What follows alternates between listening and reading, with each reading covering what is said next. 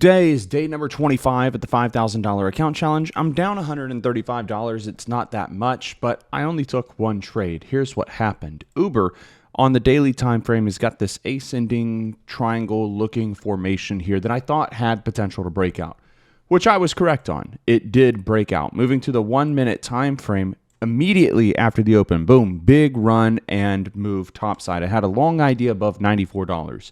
Straight off the day trade watch list. When this ran initially, you know what we do, right? Don't chase the move, wait for the dip. It was hard to figure out where the dip may happen, and I suppose I probably could have used a tool like the Fibonacci retracements to try to identify where the pullback might be. That would have gave me a nice solid 50% retracement line, which had I done that, I might have bought off of that dip. But instead, what I did was I said I wanted to wait and see what this is going to do with this downtrend trend line. Is it going to pull back all the way to 94, or is it going to break this downtrend trend line? So I wanted to wait, and it does break downtrend trend line. Instead of buying on the breakout here, we wait for the next candle to press a little higher. I actually buy closer to the top of this candle, and then I'm looking for the move to high of day plus from there. When we don't get it, I start to notice that this is shaping up a bull pennant pattern, but this dip here was too much of a dip for me to continue to hold through. Initially, I had a stop loss placed down here at about 94.6, and then I made the decision to move that stop loss up to about 94.8, and then I made the decision to slide that up even tighter at 95 as we continued to get consolidation.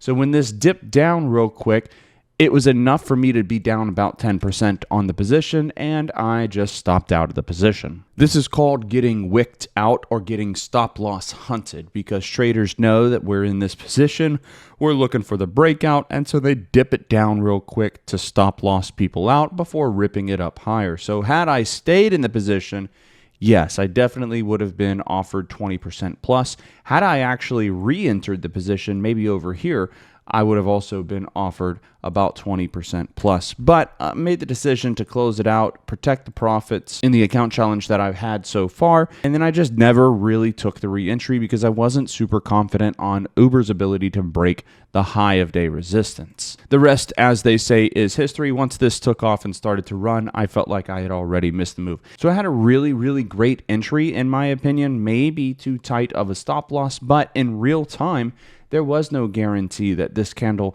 or this dip was going to get bought and this was going to run up. Had this continued to sell off, I would have been praising myself for my ability to cut the trade quickly rather than to hold and hope. A little bit of a double-edged sword there, but that led me to take the $135 loss on the day. I was sized down quite a lot given the fact that it was a long weekend and I had taken off a couple of days prior to the long weekend starting last week. So real simple and straightforward analysis on Uber. Yeah, I wish that I held through. At least my analysis was correct, and at least I was able to cut this trade quickly before it got out of hand, which it never really got out of hand. But paper cut losses are part of the game, and this is one way that I know how to protect the capital in my account, because it's not always about how much can you make. It's also about how much can you keep. Thanks for watching. I hope that the video helped, and we'll see you tomorrow when we continue the $5,000 account challenge. Cheers.